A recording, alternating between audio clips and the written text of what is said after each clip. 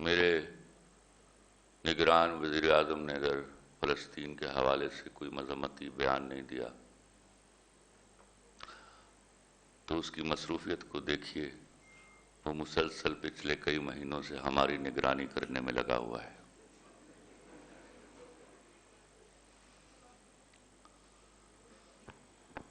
آپ نے بڑی خوبصورت بات کرتے کرتے چابک دستی سے ایک لفظ بدلا اور میں تالی بجاتے بجاتے رہ گیا۔ آپ نے کہا اگر ہم عربوں کی حکومتیں نہیں بدل سکتے تو اپنی حکومت کو سمجھائیں۔ کہنا آپ یہ چاہ رہے تھے کہ اگر آپ عربوں کی حکومت نہیں بدل سکتے تو اپنی حکومت ہی بدل لیجیے، اور یہی صحیح لفظ ہے۔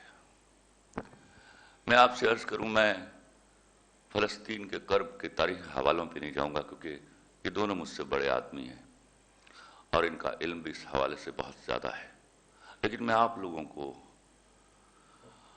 لوگوں سے پوچھنا چاہوں گا اور آپ لوگوں کو بتانا چاہوں گا، آپ لوگوں نے کبھی سوچا ہے کہ گنڈا کیسے بنتا ہے؟ گنڈا تب جنم لیتا ہے جب ہم اس سے ڈرنے لگتے ہیں۔ 75 سال جس میں ہم نے اسرائیلیوں کو گنڈا بنایا، وہ ہمارا خوف تھا، اس سے بھی اور اس کے ابا امریکہ سے بھی۔ ہمارے خوف نے ہمارے اندر کی وہ رمق پیدا کی ہے جو بجھنے کا نام نہیں لے رہی۔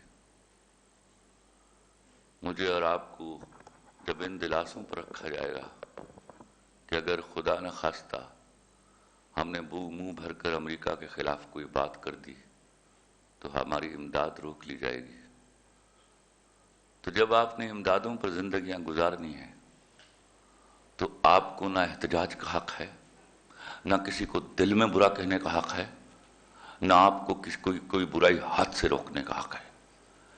76 سالوں سے آپ کب تک ایک بھکاری قوم کا روپ دھار کر دنیا کے سامنے کھڑے رہیں گے اور اپنے حقوق کی بات کریں گے؟ بھکاریوں کے کوئی حقوق نہیں ہوتے۔ ہم جو ہیومن رائٹس کی بات کرتے ہیں، کتنی رسپیکٹ دیتے ہیں بھکاریوں کو، ہمیں نہیں معلوم؟ کوئی دوسری تیسری بار مجھ جیسے باتیں کرنے والے کی گاڑی کا شیشہ بھی کھٹکھٹائے تو مجھے غصہ آ جاتا ہے،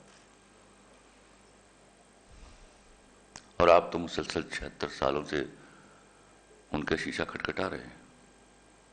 آپ نے کبھی نہیں سوچا IMF کیا ہوتا ہے؟ اس میں جو فنڈ کریٹ ہوتا ہے اس میں کیسے منی پول کیا جاتا ہے، پیسہ پول کیا جاتا ہے، اس میں یہودیوں کا حصہ کتنا ہے؟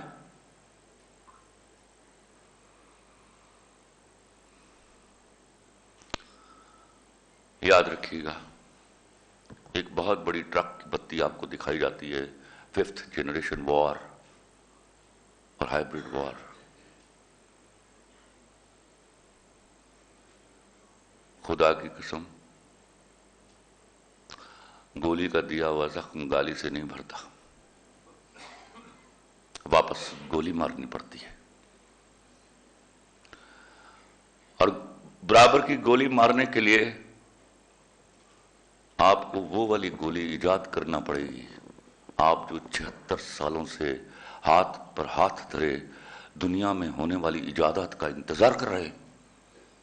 بے شرمی ہماری یہ نہیں ہے کہ ہم کچھ کر نہیں پا رہے، بے شرمی ہماری یہ ہے کہ ہم کچھ ایجاد نہیں کر پا رہے۔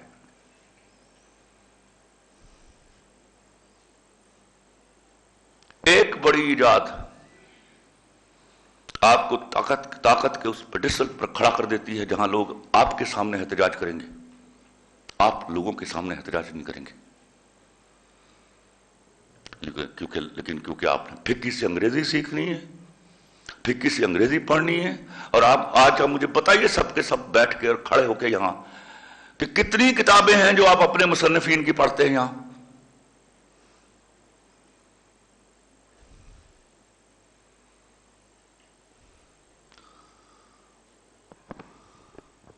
آپ کے صرف جسم بارود سے شل نہیں ہے،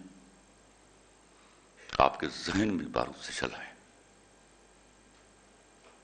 وہ ایک زبانی بارود ہے، جو آپ کے دماغوں میں گھسا اور آپ کے رگو پے میں سرایت کر گیا.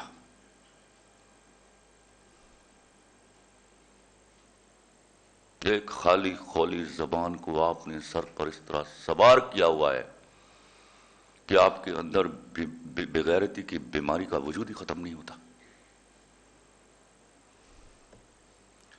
کون سا آواز ہے، کون سے ماں باپ ہے جنہوں نے بچہ پیدا ہوا ہو اور جب وہ اسکول بھیجا ہو تو یہ چاہا ہو کہ وہ سائنسدان بنے گا؟ تو اگر آپ نے ایجادات کے لیے دوسروں کا منہ دیکھنا ہے تو آپ یہاں بیٹھ کر صرف سکھ کی گالیاں دے سکتے ہیں، اور اس قسم کی جنگ کا نام جس میں لاشیں گرائے جاتے ہیں، آپ ان کو کبھی ہائیبرڈ وار کہیں گے اور کبھی 5th جنریشن وار کہیں گے.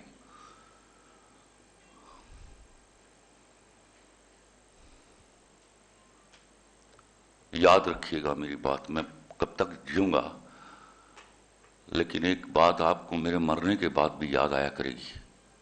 ایجادات نہیں کریں گے تو اسی طرح دم ہلاتے رہیں گے ان کے سامنے.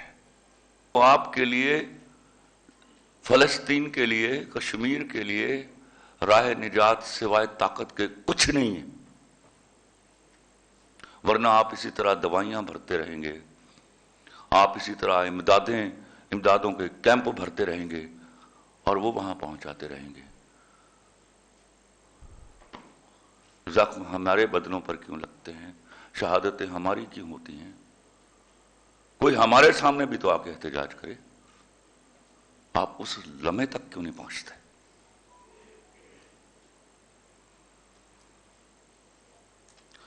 پوری زندگی میں ایک واعظ میں کسی مولوی کو یہ کہتے ہوئے نہیں سنا کہ تم لوگ ایجادات کرو. میں بار بار اس بات پر زور دیتا ہوں.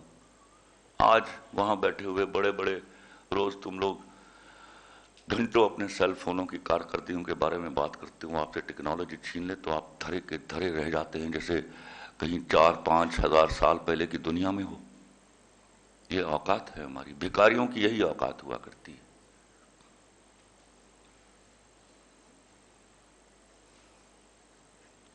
فلسطین ہماری چھاتی پر رشتہ ہوا وہ زخم ہے جس کی دوا میسر نہیں ہمیں.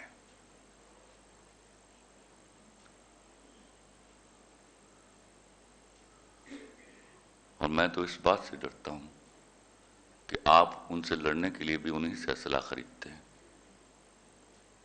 پھر آپ جیتنے کا خواب بھی دیکھتے ہیں.